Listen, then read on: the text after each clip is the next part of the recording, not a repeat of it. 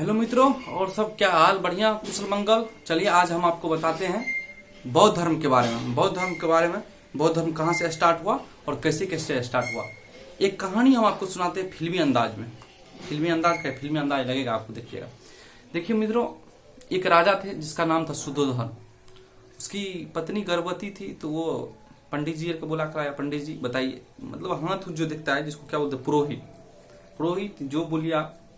तो उसको बुला कर लेकर आया कि इसका हाथ देखा जाए।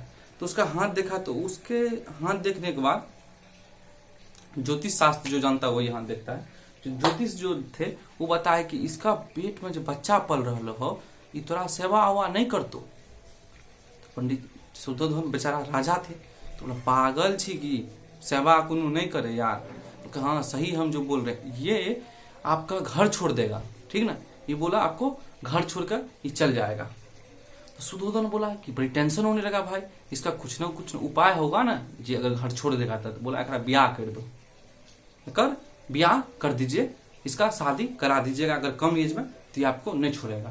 तो उसका बोला शादी करा दीजिए। आप ये पॉइंट देखिए क्या बोल रहा है कि अगर कुछ आगे नहीं करने देना है तो ब्याह कर दीजिए, अगर कुछ आगे आपको नहीं करना है तो ब्याह कर लीजिए। ऑलरेडी देखिए ब्याह का मतलब ही क्या हो। अगर आपको ब्याह का मतलब हुआ कि आपके झमेला में झाल देना, मतलब अगर आपको कुछ नहीं करना है तो शादी कर लीजिए।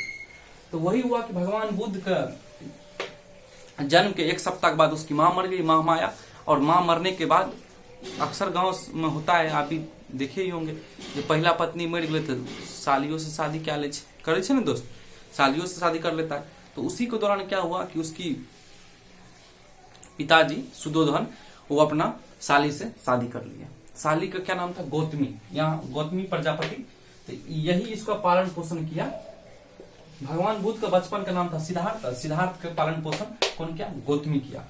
तो ऐसे ये चल रहा था। सिद्धार्थ नंबर हुआ, उसके बाद फिर शादी उसको करा दिया गया। तो राजा का राजमहल जो बहुत बड़ा होता है, आप दिल्ली में लाल किला देखिए तो छोटा तो होता नहीं है, तो उसी के अंदर उसको रखा गया था। तो इसका जब मन करबो करता था बाहर निकलने के लिए, तो इसकी पत्नी कमी एज में तो शादी करेल के लिपस्टिक चबहार के बैठ जाए आगा में। और जब ये लिपस्टिक और चबहार के बैठ जाती है, थोड़ा सज भज कर शुद्धोधन बता दिया था अपने पुतों के, थोड़ा सज धज कर रहना। एक पहले कहल को चल जेतो छोड़ छाड़ के, तो थोड़ा सज धज कर रहती थी। सज धज कौन रहती थी? उसकी पत्नी, ठीक ना। उसका पत्नी का नाम क्या है यहाँ लिख दिए हैं, देखिए। उसका पत्नी का नाम था यशोधरा।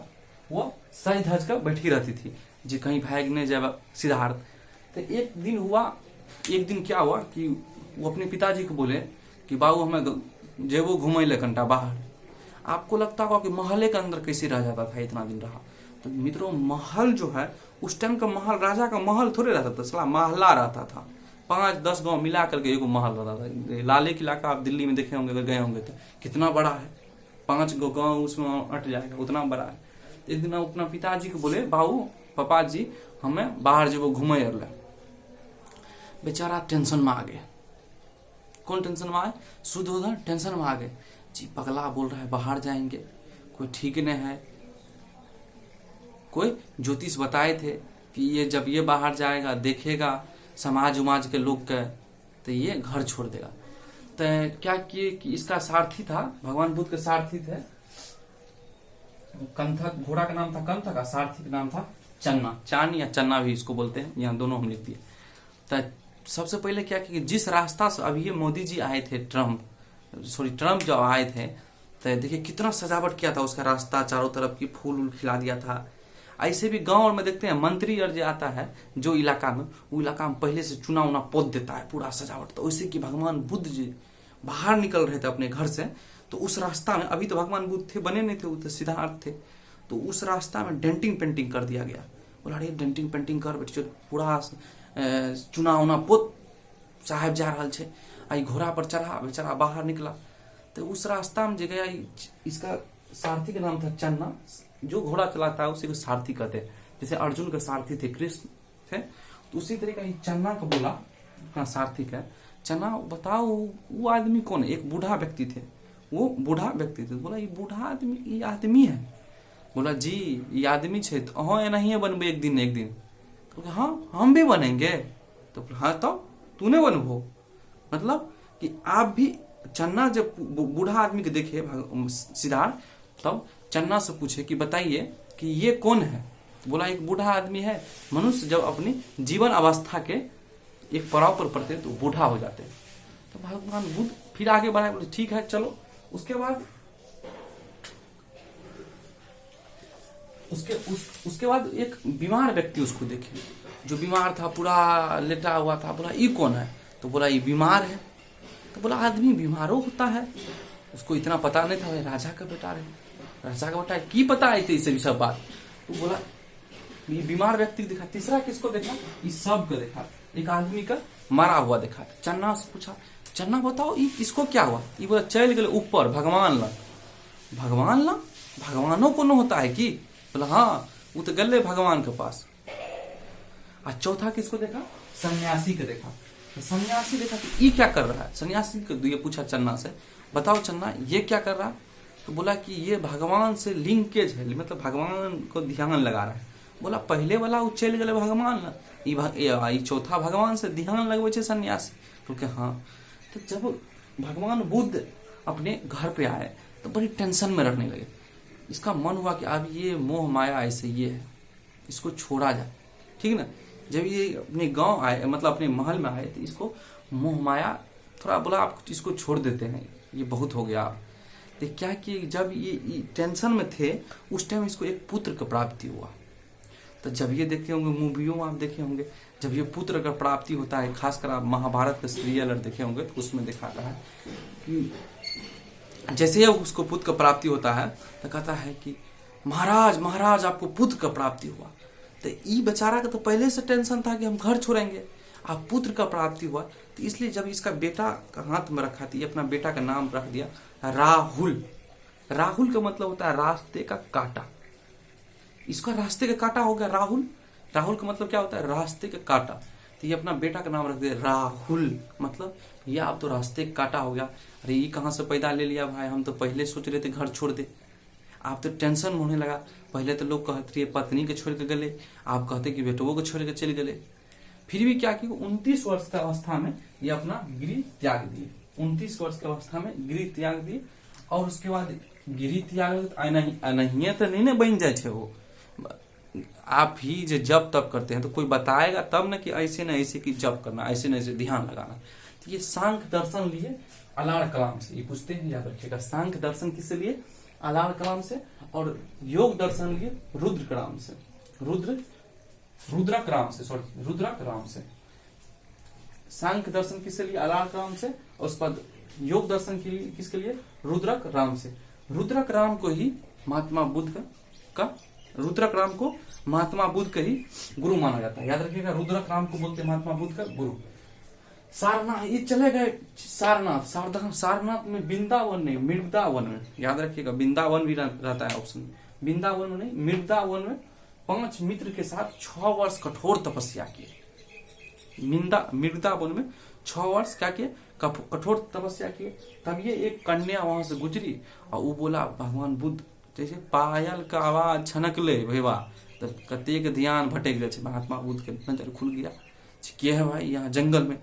तो उसको एक कन्या बोली कि इतना ना खींचो, मतलब बीना को इतना ना खींचो कि वो टूट जाए। बीना माँ सरस्वती के हाथ में रहता है बीना। उसको बोला कि इतना ना खींचो कि वो टूट जाए, और इतना नहीं कम जोर से बजाओ कि बजबे नहीं करे। यहाँ हम लिख दिए, और इतना कम ना खींचो कि वो बजबे नहीं करे, मतलब बजे ही नहीं। उसके बाद वो क्या क्या कि सब दोस्त, उसका 5 दोस्त आराम से चलने रहा ध्यान में। वो बेचारा उठ के चल गया, बोध गया। कहां से? देखिए, सारनाथ के मृदावन से कहां आ गया? बोध गया आ गया।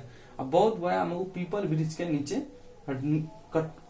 के नीचे, वो तपस्या किया। और निर्जना, अभी जिसका नाम नदी का नाम है फाल्गु, वैशाख पूर्णिमा के दिन उसको ज्ञान के प्राप्ति हो गए। ठीक ना मित्रों?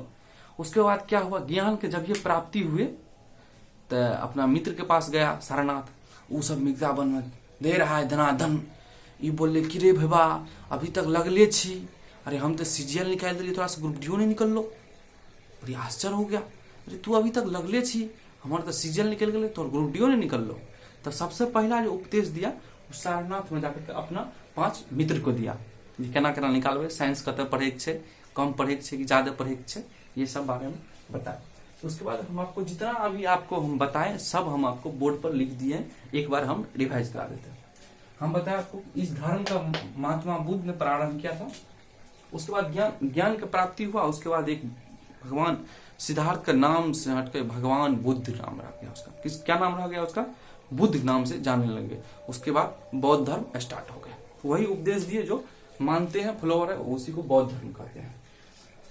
यहाँ लिखते इस धर्म को महात्मा बुद्ध ने प्रारंभ किया था। महात्मा बुद्ध का बचपन का नाम सिद्धार्थ था, उसका पिताजी शुद्धोधन थे, माताजी महामाया था और मौसी प्रजापति थी। घोड़ा का नाम कंथक था, सारथी चान या चन्ना बोलते हैं, पत्नी यशोधरा, 16 वर्ष का अवस्था में ब्याह हुआ था, बेटा राहुल था।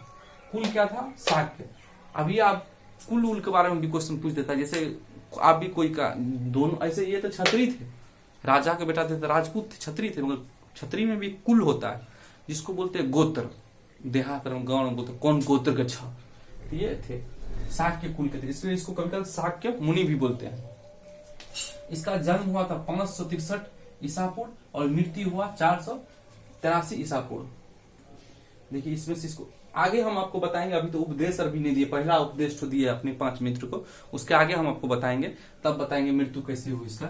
तो देखिए जन्म 563, आज मरा 483 में, दोनों में घटा दीजिए, 80 वर्ष का अवस्था में उसका मृत्यु हो गया।